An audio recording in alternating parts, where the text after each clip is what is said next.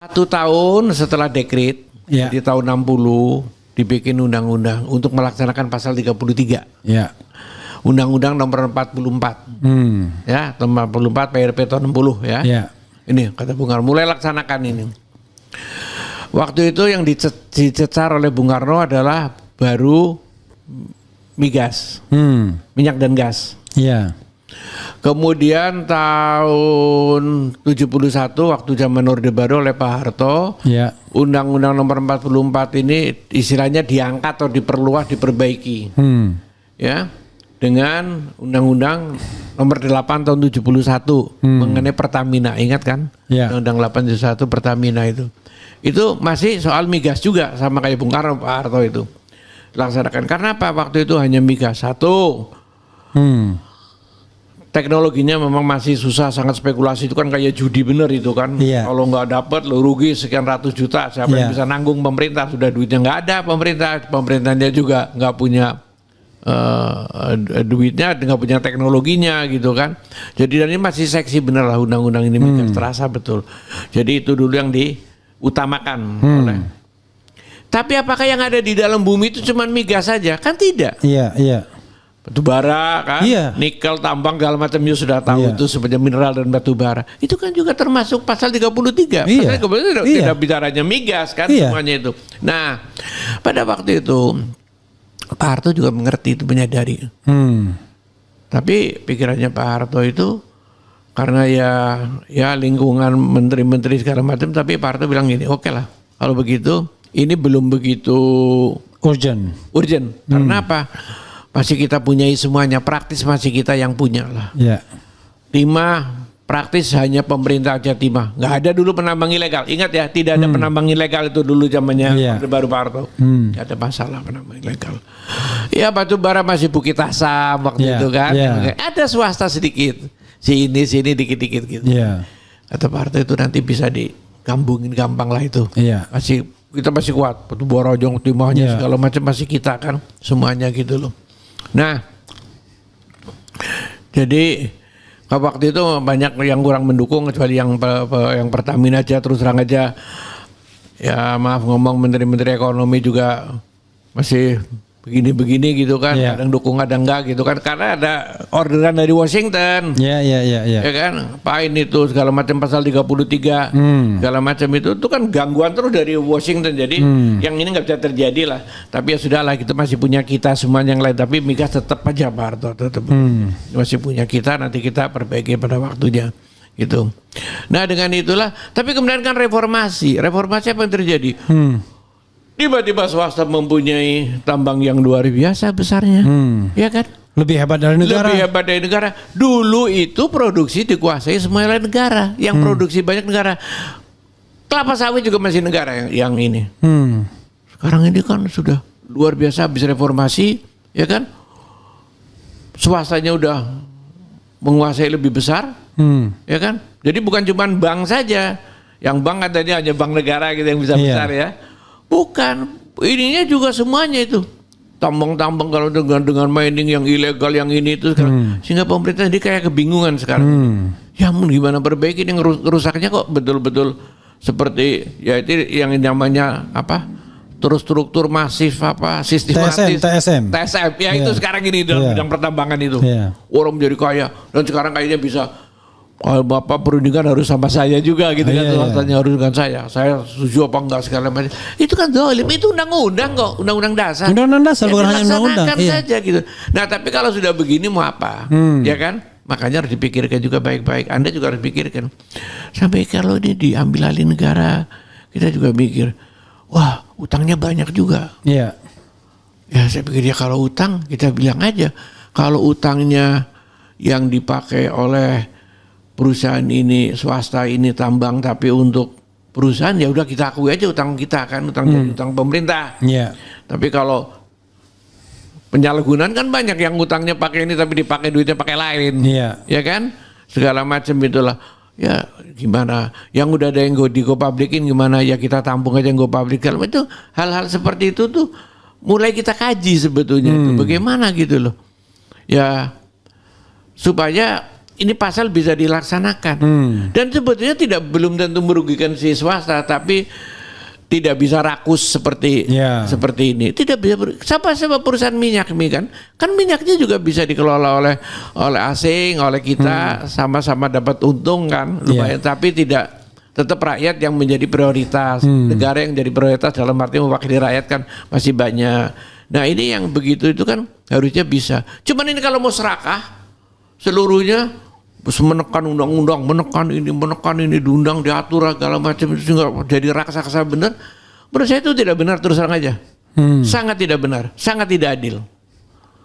Jadi itu mesti diterapkan. Sekarang harus membenahinya itu gimana, Bung? Sudah rusaknya Pak luar Fuad, biasa itu loh. Ada satu kejadian yang luar biasa di era pemerintahan kedua Jokowi. Jadi kalau kita pakai Undang-Undang Minerba tahun 2009 ya, Undang-Undang 4 kalau nggak salah 2009, maka izin-izin itu kan sudah harus balik kepada negara. Kemudian mereka bisa mengelola tetapi dibatasi. Tapi first optionnya ada di BUMN dan BUMD. Pokoknya negara lah. Kalau BUMN dan BUMD tidak bisa, baru kemudian swasta itu. Tapi itu pun dibatasi cuman sampai 15.000 hektar, enggak ratusan ribu hektar sekarang ini. Ketidakadilan yang luar biasa. Tapi undang-undang itu diganti dengan undang-undang pada tahun 2020 ketika kita masa Covid. Jadilah undang-undang yang memperpanjang secara otomatis izin-izin itu. Jadi yang punya 100.000 hektar tetap, dan perpanjangannya itu 10 kali 2 tahun alias 20 tahun. Itu yang terjadi. Korupsi besar-besaran di undang-undang itu. Nah, kalau undang-undang itu dicabut oleh pemerintahan ini, ya kan? Itu bisa sesungguhnya. Iya, bisa. Gitu. Karena itu jelas jelas lobby-lobby orang yang berkuasa di pemerintahan pada waktu itu. Ya sudah, You tanya, You sudah jawab. Iya. Ya kan? Ya itulah karena makin kuat. Iya. Mereka memang bisa ngelobi apapun, bisa ngelobi mungkin sampai interest rate, bisa ngelobi soal ini kreditor, sampai masuk kepada jalur-jalur pemerintahan. Nggak boleh. Sekarang ini memang banyak yang harus ditertibkan lagi. Misalnya, ini terus terang aja ya. Kalau kita membuat undang-undang, harusnya siapa undang-undang? Harusnya undang-undang itu antara presiden dan DPR, kan begitu? Yeah. Udah, presiden dan DPR. Ini yang dipilih rakyat, yang berdarah-darah itu presiden dan rakyat bikin undang-undang. Undang-undang tentang apa? BPK. Ya udah, BPK-nya diem aja, nggak usah campur tangan. Kecuali dipanggil oleh ini untuk narasumber. Sekarang itu saya dengar ya, mereka itu ngatur karena mereka punya uang, punya kekuasaan, punya lobby.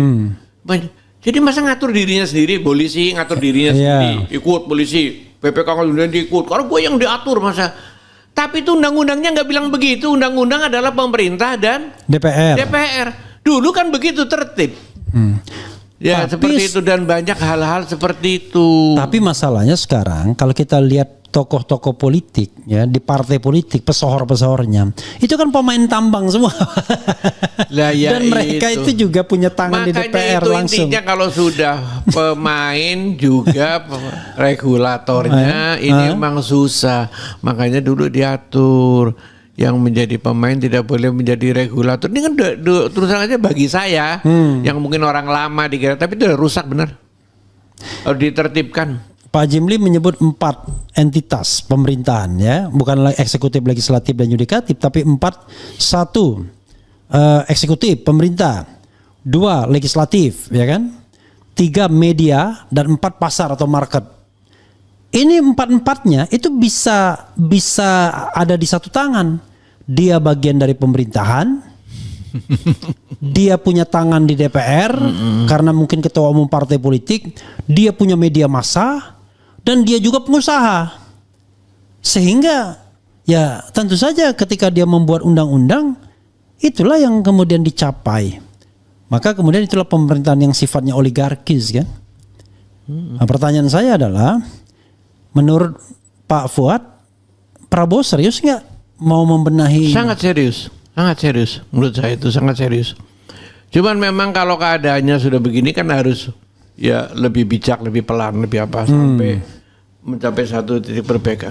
Terus terang aja lah, Kalau emang keadaannya udah berat ini, ya perbaikannya kan juga berat. Ya. Gitu kan. Dan memang jangan lupa, merusak itu kadang-kadang kalau udah rusak, maksudnya bukan ada yang merusak, tapi katakanlah kalau udah rusak begitu kan, perbaikannya kan lebih lama daripada ngerusak. Kalau rumah bangun itu kan lama, ngerusak kan bisa semalam. Iya. Seperti itulah.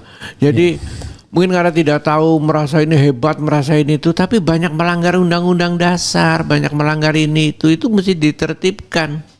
Gak bisa seperti sekarang ini. Ya misalnya saya membayangkan batu bara misalnya, katakan kan bumi air itu. Kalau 100% batu bara kan harusnya 70% buat negara minimal. Iya. Mereka cuma 30% saja. Mungkin setelah cost recovery atau apa itu soal lain. Iya. Kalau ini kan enggak. Mereka tetap masih untung tapi tidak serakah harusnya. Iya. Kalau sekarang kan kayak minyak juga. Jadi pemerintah memang harus benar itu ngambil alih atau gimana gitu loh. Dalam kasus nikel misalnya, negara mendapatkan dari pajak, tapi kemudian dikasih tax holiday. Jadi kata Faisal Basri, kalau dari pajak kan semuanya, dari swasta, dari apa semuanya juga bayar pajak kan. Iya, tetapi dari pertambangan itu nikel katanya. Kata Faisal Basri, ini Faisal Basri ya almarhum mengatakan, tidak ada negeri yang setolol Indonesia katanya. Iya. Dulu bilang katanya 90% itu jatuh ke Cina, keuntungan nikel itu, hulu hilir dan lain sebagainya. 10% aja kita. Tapi dia belakangan dia bilang, saya salah katanya. Indonesia itu bukan 10%, minus katanya. Karena free tax kan, impor ekspor dan lain sebagainya. Kalau iyalah itu lingkungannya juga di sana udah rusak. Gue tambahin lagi itu lingkungannya di sana itu memang rusak itu lingkungannya itu, ya kan. Tapi kan kalau yang dipegang oleh Manedi, kebetulan ini saya kan PT Vale, PT Vale masih bagus. PT Vale sangat bagus, bahkan merupakan salah satu pertambangan yang dijadikan rujukan oleh dunia. Karena listriknya juga pakai. PT Vale itu anak perusahaan? Iya dulunya Inco. Oke. Sekarang kan udah mulai dipunyai pemerintah. Pemerintah menjadi single majority. Nanti pelan-pelan pemerintah akan menaikkan. Tapi ini kembali ya, karena kebetulan asing juga ya. Ada asingnya gitu, riwayatnya gitu. Tapi memang tertib bagus. Yang saya udah ngeliat Pak, saya baru ngomong gini karena saya ngeliat. Dan saya juga nggak percaya. Saya lihat sendiri, oh yang ini udah alhamdulillah bagus. Udah dilihat. Tambangnya bagus, udah penghijauannya juga bagus, sumber airnya juga bagus, gitu kan. Ternyata kalau yang bagus semuanya itu juga masih bisa bertahan untung Pak. Tetap dengan menjaga lingkungan semuanya bisa untung. Ya, dan yang penting kan kontribusi buat negaranya juga besar, signifikan. Ya, tapi kalau yang ini memang sistemnya lain kok, yang penambang di sekitar sana itu. Ya kalau kayak begini dia penting garuk aja gitu, udah lah masa bodoh gitu kan. Ya bang susah, nggak tanggung jawab terus aja. Menurut saya itu harus ditertibkan. Sekarang terakhir ya Pak Fuad, untuk ini pasal 33 ini, coba Pak Fuad konstruksikan 4 langkah resep untuk membuat pasal 33 ini workable. 1 apa 2 apa 3 apa 4 apa 4 aja. Saya nggak akan bisa merumuskan biar itu orang pemerintah saja, ya kan. Tapi pemikirannya adalah seperti itu. Kalau sekarang kan saya dia pemerintahan lontarin aja ya, misalnya dia ngomong gini, oh nggak bisa sekarang karena ini utang, tadi saya bilang itu. Oh utang bisa. Kalau utangnya lu, tanggung jawab lu, keluarin dari ini misalnya kayak begitu aja. Saya bisa jawab persoalan yang suka dilontarkan oleh kelompok-kelompok yang tidak mau pasal 33 dilaksanakan. Kayak gitu. Yang udah go public biarin aja, udah go public, saya bilang gitu kan. Bisa gitu loh, banyak itu kan, saya bisa lontarin gitu. Bukan rumusnya itu terus kewenangannya pemerintah. Kan saya bisa membantu seperti itu saja. Tapi intinya pasal 33 dilaksanakan dan bumi air itu adalah tidak hanya migas semuanya gitu loh. Oke, tidak hanya migas, tapi semua yang ada di perut bumi dan di permukaan bumi, bahkan udara itu. Iya, kalau mau dilaksanakan ya begitu. Ini jangan karena udah gede bener terus sekarang kayak macan gitu kan. Nggak bisa. Dan berkuasa lagi orang-orang itu. Ini kan makanya harus diatur. Kau sudah berbuat apa buat negara? Kita nggak berbuat apa-apa Pak, tapi kan Bapak ngambilin uang negara, kekayaan negara. Jadinya janganlah orang kalau udah terlalu berkuasa tapi juga punya kuasa mengatur, punya kuasa melakukan bisnisnya, ya pasti bikin peraturan dia begitu tuh manusiawi. Makanya dilarang itu, harusnya regulator itu jangan seperti itu kecuali sistemnya udah sangat kuat. Nah, kita kan sistemnya belum begitu kuat. Ya oke. Ya oke. Oke, terakhir Pak ya. Reshuffle, is it necessary? Kalau memang semua kekacauan yang Bapak bilang tadi, tantiem macam-macam, apakah jawabannya reshuffle? Is it necessary for reshuffle? Ya bisa enggak sih. Yang penting itu aja, masalah-masalahnya bisa dikerjain aja, diselesaikan. Pendapat Pak Fuad? Pendapat saya tidak berpendapat sekarang ini masalah seperti ini, ya kan? Itu tergantung nanti daripada presidennya aja. Tapi yang penting setiap ada masalah supaya langsung diatasi, benar-benar ditebas. Ya kemarin tuh saya senang benar, saya terus terang aja. Soal tantiem. Iya tantiem saya senang, ada SK pemecatan tuh si Noel, pemecatan terus terang aja saya senang. Ada yang kayak gitu saya senang sekali.